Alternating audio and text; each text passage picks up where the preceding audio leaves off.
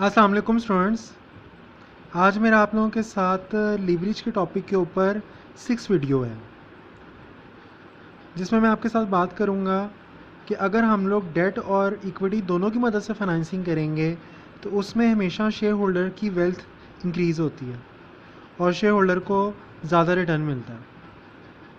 इससे पहले हम लोगों ने एग्जाम्पल 1 डिस्कस की थी, उसके अंदर हम लोगों ने ये बात की थी कि जब हम लोग 100% इक्विटी से फाइनेंसिंग करेंगे तो उसके साथ शेयर होल्डर का रिटर्न कैसे कैलकुलेट होगा, और उसके लिए हम लोगों ने कैलकुलेट किया था कि जब हम लोगों ने 100% इक्विटी से फाइनेंसिंग की थी तो 9.60% हमें रिटर्न हुआ था इक्विटी के ऊपर। अब हम उसी एग्जाम्पल को कंटिन्यू करेंगे।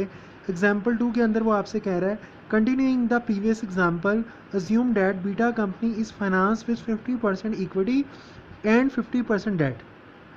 The interest rate on the debt is 6%। यानी अब जो कंपनी है वो 50% फाइनेंसिंग इक्विटी से कर रही है और 50% फाइनेंसिंग डेट से कर रही है, और जो वो डेट लेगी उसके ऊपर उसको 6% इंटरेस्ट पे करना पड़ेगा। Calculate beta net income and return on equity. अब हम लोगों ने नेट इनकम निकालनी है बीटा कंपनी की और रिटर्न ऑन इक्विटी निकालना है। इफ़ द EBIT इंक्रीज और या डिक्रीज बाय 10%। पहले तो हम सिंपल सॉल्व करेंगे, उसके बाद फिर 10% इंक्रीज और डिक्रीज के साथ भी सॉल्व करेंगे। और जो बीटा का जो टैक्स रेट है वो 40% है। पहले भी हम लोगों ने टैक्स रेट 40% लिया था एग्जाम्पल 1 में, यहाँ पर भी 40% है। अब जो प्रीवियस एग्जाम्पल थी उसके अंदर जो डाटा था उसके अंदर उसने आपको बताया हुआ था कि कंपनी ने जो फाइनेंसिंग की थी, कंपनी के टोटल जो इन्वेस्टमेंट थी वो 5 लाख की थी। 5 लाख के कंपनी को एसेट्स चाहिए थे और कंपनी का EBIT कितना था, 80,000 था। तो ये जो दो फिगर्स हैं ये हम एग्जाम्पल 1 से ही लेंगे। अब शुरू करते हैं। देखिए सबसे पहले क्वेश्चन के अंदर फर्स्ट कॉलम के अंदर उसने हमें बताया हुआ कि EBIT, और फिगर्स देखें सेकंड कॉलम जो अमाउंट का है उसमें EBIT की फ़िगर कितनी है, 80,000। अब इंटरेस्ट रेट, हम EBIT में से इंटरेस्ट एक्सपेंस माइनस करेंगे तो हमारे पास इनकम बिफोर टैक्सेस आएगी। अब देखें इंटरेस्ट एक्सपेंस कैसे निकलेगा कि कंपनी की टोटल फाइनेंसिंग थी 5 लाख की, उस 5 लाख की कंपनी ने 2 पोर्शंस बना लिए। अब कंपनी कहती है कि कंपनी 50% फाइनेंसिंग डेट से करेगी, 50% इक्विटी से करेगी। अब 5 लाख का 50% करें, 2,50,000 डेट आ गया, 2,50,000 इक्विटी आ गई। अब जो पैसा हम लोग डेट के ज़रिए ले रहे हैं उसके ऊपर 6% इंटरेस्ट पे करना है। अब 2,50,000 का 6% करें, 15,000 आएगा। तो 15,000 हमारी वो इंटरेस्ट की अमाउंट है जो हमने डेट के ऊपर पे करनी है। अब EBIT हमारे पास है 80,000, इसमें से 15,000 हम लोगों ने इंटरेस्ट माइनस किया तो हमारे पास इनकम बिफोर टैक्सेस आ गई 65,000। अब 65,000 जो आपके पास अमाउंट है इसे हम EBT भी कहते हैं। इसमें से हम लोग टैक्सेस माइनस करेंगे। अब टैक्सेस का रेट में कितना बताया हुआ, 40%। क्वेश्चन में आपको 40% रेट गिवन है, तो 65,000 का 40% करें, 26,000 आ गया। 65,000 में से 26,000 माइनस करेंगे तो नेट इनकम हमारे पास 39,000 आ गई।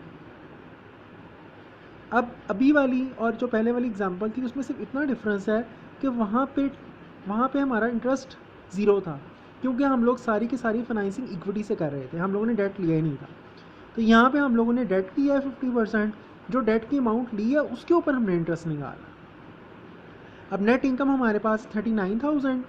अब शेयर होल्डर इक्विटी, अब हम लोगों ने ऑनर से कितना पैसा लिया था, 2,50,000, ये इक्विटी की अमाउंट आ गई।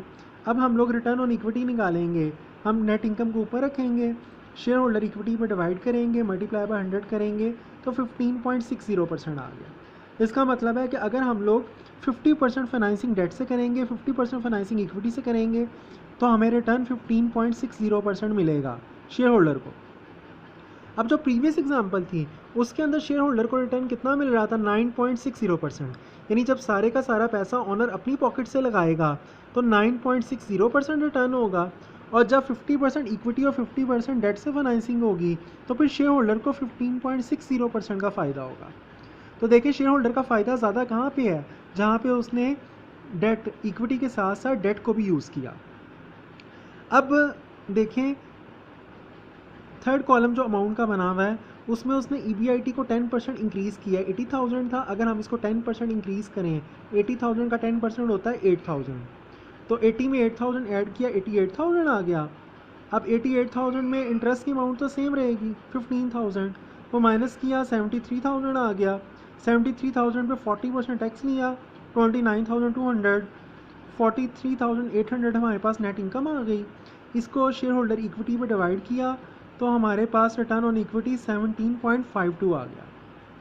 इसी तरह जब हम लोग EBIT को डिक्रीज़ करेंगे, 80,000 में से 8,000 माइनस करें 72,000 हो गया। इसमें से पहले इंटरेस्ट माइनस करेंगे 15,000, तो इनकम बिफोर टैक्सेस 57,000 आ गया। इसमें से हम लोग टैक्सेस 40% माइनस करेंगे तो हमारे पास 34,200 आ गया।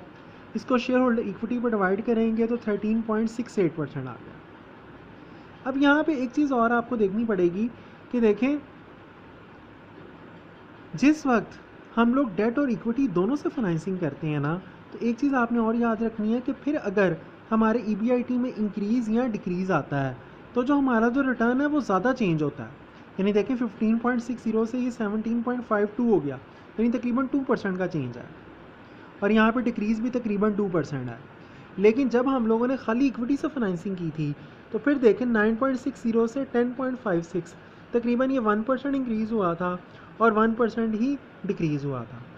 तो जब हम खाली इक्विटी को यूज़ करेंगे तो फिर चेंज भी थोड़ा आएगा। EBIT के इंक्रीज़ या डिक्रीज़ होने से रिटर्न में चेंज भी थोड़ा आएगा, लेकिन जब हम दोनों की मदद से फाइनेंसिंग करेंगे तब चेंज भी ज़्यादा आएगा। ठीक हो गया। तो यहाँ से मेन जो हम लोगों ने कंक्लूड किया वो यही है कि किसी भी बिजनेसमैन के लिए ज़्यादा जो बेनिफिट है वो यही है कि वो डेट के साथ साथ इक्विटी को भी अडॉप्ट करे। इसलिए जब भी हम किसी कंपनी के किसी भी हम बड़ी फर्म या किसी भी बड़ी ऑर्गेनाइजेशन को देखें ना, तो हम देखते हैं कि उसने हमेशा 50% फाइनेंसिंग इक्विटी से की होती है, 50% डेट से की होती है। यहाँ 60% इक्विटी से की होती है, 40% डेट से की होती है। यानी हमें 50% 60% इसी तरह से रेशो नज़र आती है डेट और इक्विटी के दरम्यान। ठीक है, तो आप लोग इसको स्टडी करें। बाकी कोई प्रॉब्लम हो तो आप व्हाट्सएप पे मेरे से पूछ सकते हैं। ठीक है, तो ये आपका इस चैप्टर का लास्ट टॉपिक था, तो ये चैप्टर आपका कंप्लीट हो गया लीवरेज का। ठीक है, थैंक यू, अल्लाह हाफ़िज़।